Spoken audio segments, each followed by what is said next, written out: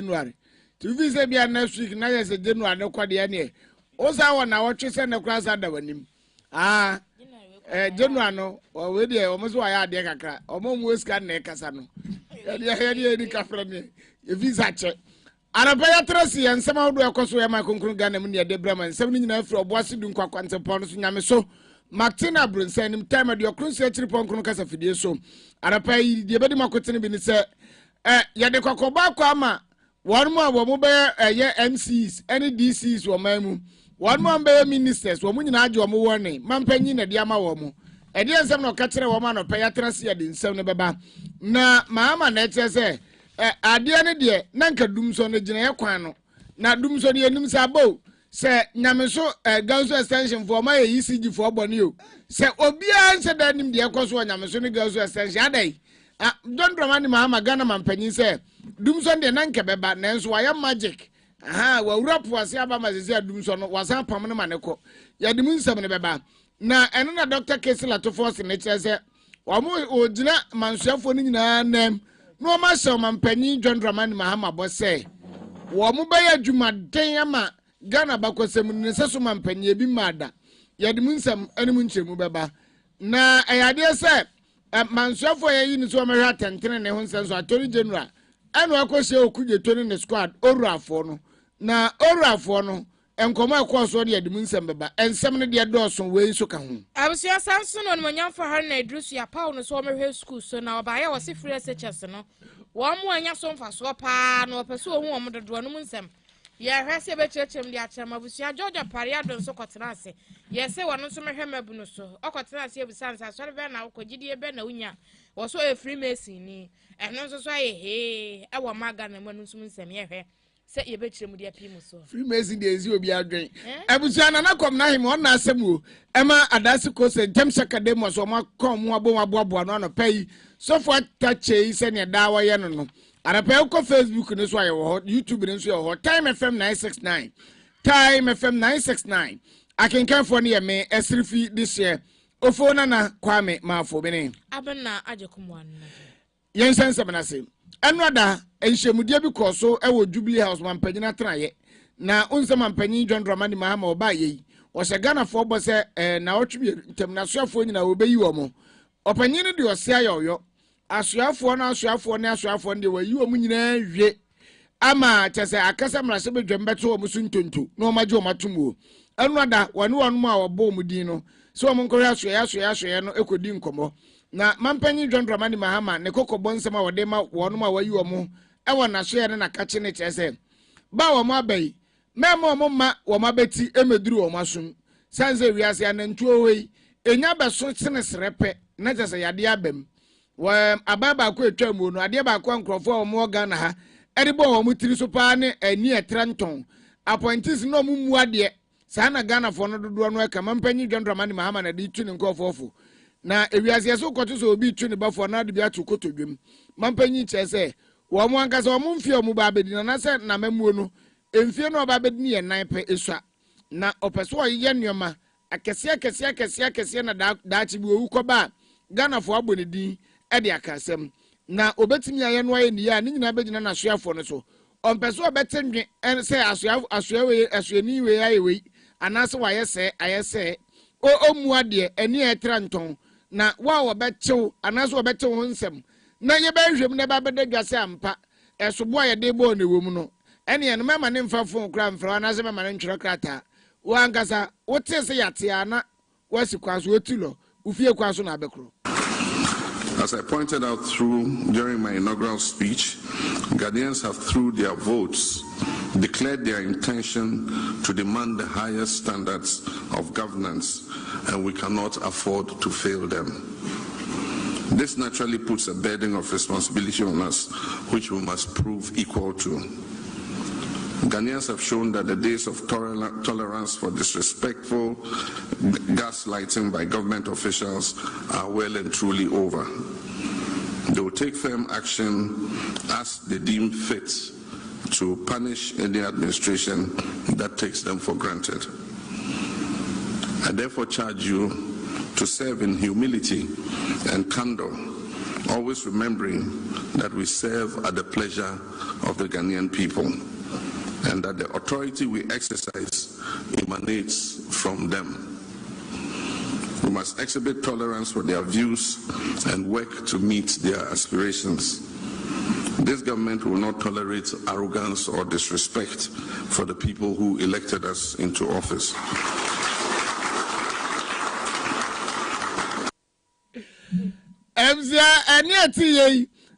Ghana Mampani John Tramani Mahama Srem Sejatano. Na what one case no what you say? Tama wa mubedi akonya no. Enche kura ba bosumi penye no. Na eka Ghana de West Africa pipe line for no. Na nye easy. Wo mo yo madwene se wo mo angasa no kura ayifa ngofo no wo mo ebiem. Na Nigeria for ne do mo ka. Ai. IPPC no so ye do mo ka.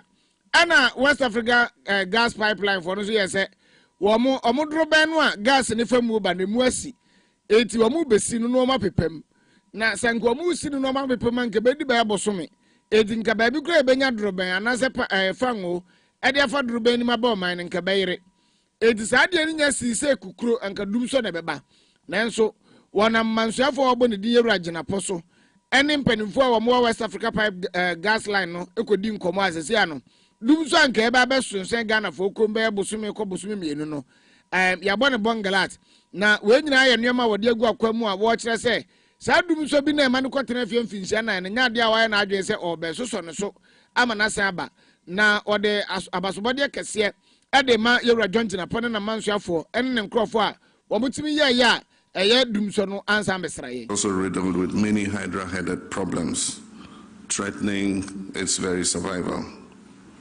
Already we've been at work since my first day in office to tackle these problems. Indeed, you elected us to confront and resolve such challenges. As you may all be aware, the previous government did not work to ensure the smooth running of the energy sector by neglecting to arrange enough fuel to power our thermal plants. This was important because of the known scheduled maintenance work that was to take place on the West African gas pipeline, which is responsible for bringing in significant gas for the thermal plants that we have in our eastern enclave.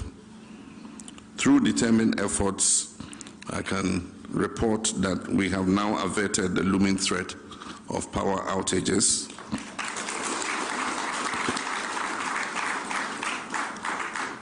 And began delivering fuel to the thermal plants in the east in advance of the shutdown of the West African gas pipeline. And Honorable Jinapo, I want to congratulate you for working very hard. Similar timely interventions have been necessary in areas such as education, where an acute food shortage was a major problem when schools were ordered to reopen on 3rd January. We have put in short-term measures to ensure that our children have adequate food so that they can go ahead with their learning. These are short-term measures and will help to keep our children in school, even as we strategize on streamlining the supply of food to schools and pay off arrears that are owed to schools, some dating from as far back as 2021. Abusia enkoma koso ye Ghana Mampani John Dramani Mahama wone na soafo no ewa Mampani na kache ena san komodie koso na eno na Dr. Kasiala to force mansoafo a wono hwe sikasem so wono so gina eye asoafo a wo mukosra Mampani nyina anamu eretu dwa se wo asem a waka ne afutuo ne kokobo ode ma mu nyina na o mate na o maje egu mu kotodwem ebosa o metimi dia sere ne se enipa bakwa aba bedi Ghana man so na sania yehu na nadoda nkwakufu do amamuo na yehu o Mampani John Dramani Mahama na amamu edi nkan ni yehu o Mampani John de fifi atamezie edi ko ya kokosi kwa me nkroma de so no samfie na ye da Ghana nim no mo hya Mampani bo se na be Ghana emfie na ya eye papa wo Ghana bakosemu o mo ba ya dwumaden abo akonkoden ade age Ghana si wo ele foundation papa de ama Ghana si so na yetu anim tenten so e behu se nda so papa bi e wo Ghana Dr. Kasiala to force ne nsem ni. Let me on behalf of of my colleagues, thank His Excellency the President for the honor done us in nominating us to represent you as Ministers of State.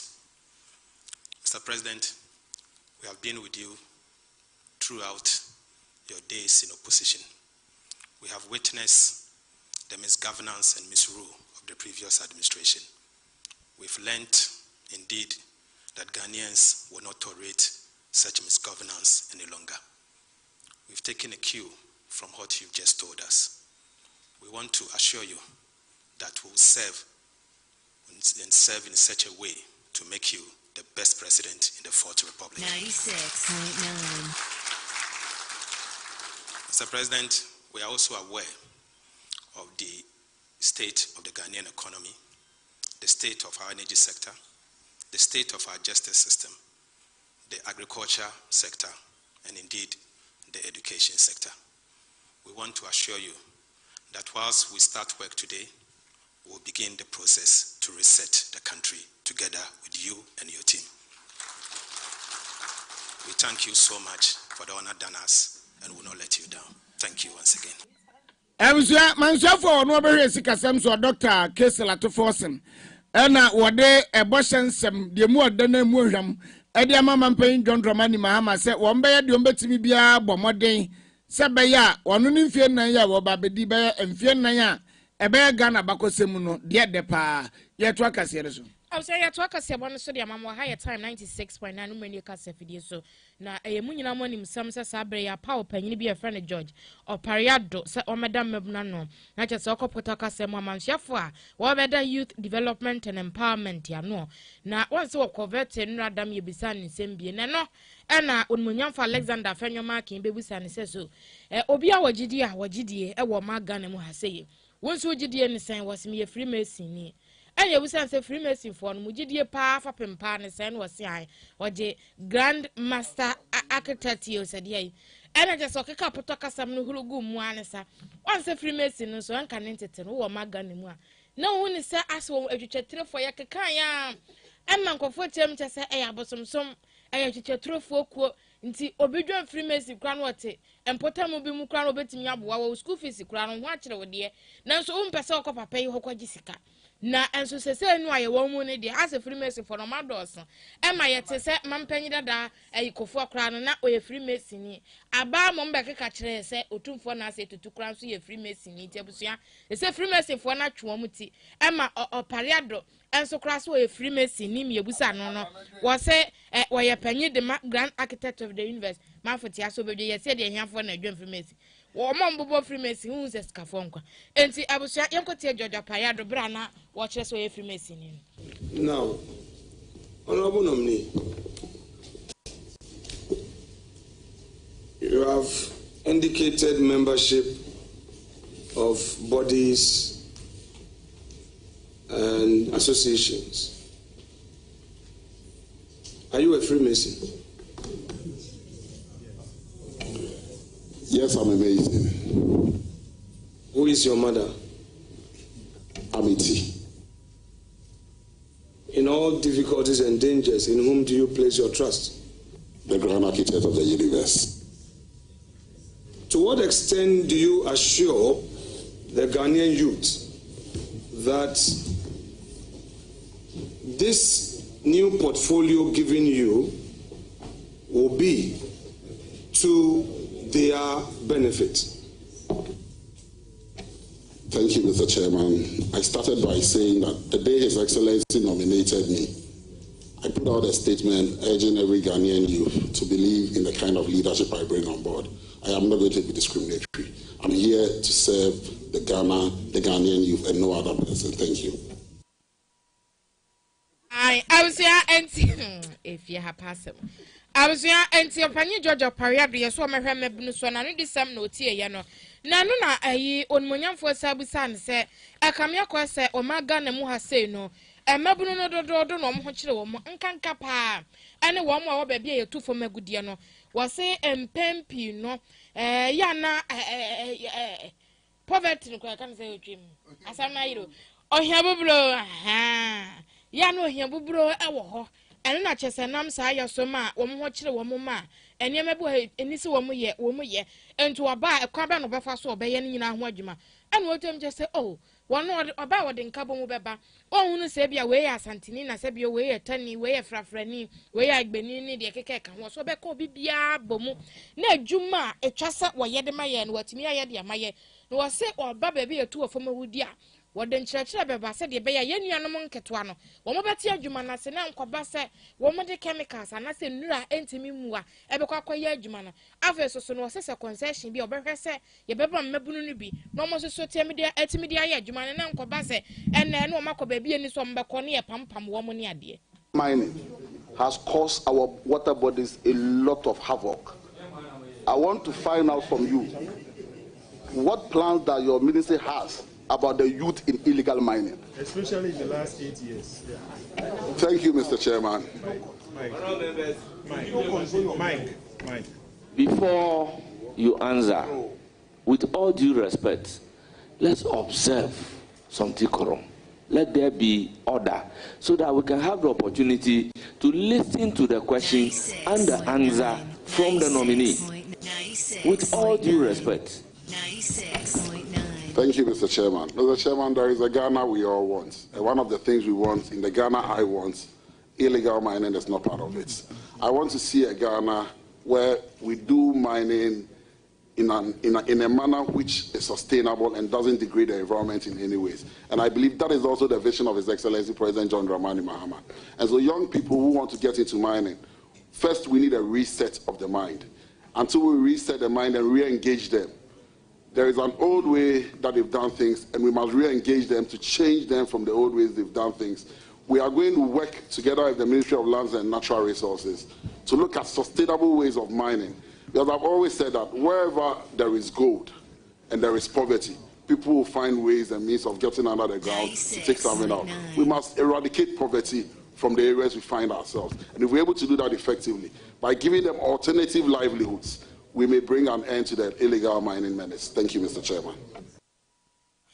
Absia enti George Pariado penyi kwanche for ya pawo no se enabunu wa mahwe so enti wakoye ya toto na no ni Freemason sem kakra pie ho ne de obeya ma mabunu no enumu asem enmotie bie anapa no nsia akankase ahaya time de okrusia tiripon kasa fidie so na yenwe kase no en Mampai John Dramani Mahama ne nto abom no hye Ghana fo obo se Ghana sika bia no a akodi baabie no wo ba obeti abedwako bi na wo ma hwehwem na abedwako ne from ora no ye operation recover all loot na jese sika bia no a Ghana fo anase abandada no nkrofo anase Ghana ni bia wo ya ba adwuma awia ne ye ba hwehwem ne ya recover na wo mu wie no kra no enkofo na ankasa de wo pe anasa tibamufo na so de omo party tim ni bia ka ho baako ya ana ne ya audit na nado leadership ana baako ya dogi ni ya demand oversight for Ghana governance yield ana baako ya straight ni ya systematic tracking and retrieval of assets in Ghana hidden treasure ana baako ya deeper ni ya document every embezzlement prosecute and ensure restitution baako ya breast ni nyanufo breast near bring resources to expose and audit stolen treasures. And about queer menses. Menses in you monitor every national scandal, ensure sanction. Ninani acquire first was a gang of where we are, Yaba Baje. Na Orano says, Yes, one would you, my dear Cronomane, Mansua for never had 10 and so, and a bayer anoniano. Just what we human normally accom 20 general, no, so prosecute. And Okosia, a year okude 20 dom, Omuna Orano, Modanum. Ana chese Mansua for Dominic akrutinga ayine wode baba to dwa se sane yeti ora na nkrofo keka se omo de betata nkrofo titiro ni aban atwam nkrofo kro ne nyesa na tie na emom tie tie omem na ye wo gidie bi ye wadwene bi se nkrofo wi aban ni sika na ya nhwehwem ni eja ma ne kwa dachi nkrofo nso beba aba be wi oman ni sika saa nti ora no dwumadie no de kira ne se Ghana sika nkrofo bi efomfa eni eba ba hwem tie no nhyemude ne koso a eni de di nkan yewura aye akrutinga ayine woje se ebeboa na enkrata wo mo nhwehwemu ba bi o mo hyase ne ba bi o mo de abeduru no wono age na wahwem ohwemu wi a de was obokwa du no abokwa du de was ojama no kono so wajai amanako arapa yi ensem no ni nyina no ana de ni biaka ni nyina no ya de asi Peter Signal say time na so enti na je say no editor 1 editor general na kwabena himi na say mu na say Peter ten na boabo na no pay so for atache yi e de ko Facebook e ma unsu nya bi hwe ya memi din ni de asirifi di share ofo na kwame ma fo mene abena ajekumwa aya kasa kese omuzo mo nto kaso bodin foflo bodin foflo unime no Ewsia na ya wada ye ba na ye de eyemo no show na ba beto so na ye sremo yewura ejabe ne dom se na light ni dundum wa ha no bibi wa mo meka nkire timamufu titulu no nyame so ase ne gausu extension bone be nko ade na asie aso obi nka bibia so nkire obi nka ne no so dum be 48 hours ni adai de na ekoso abuja de ye ba yetrasia ye ba be disa nkomo. Upgrades are nice, but stepping up is woohoo! Because when you upgrade with GoTV, we'll step you up to the next package. Upgrade today to get more than more with Step Up, where if you're on GoTV Plus and upgrade to GoTV Max, you'll get even more with GoTV Super. Get big value, get big entertainment, get stepped up to even more with GoTV. Upgrade today on the My GoTV app or visit GoTVAfrica.com. Terms and conditions apply. Offer ends 31 March 2025. Hey, Ajua, ahanso pedien. Aye kweku, unte say omu interest rate no ati aba 16.25%.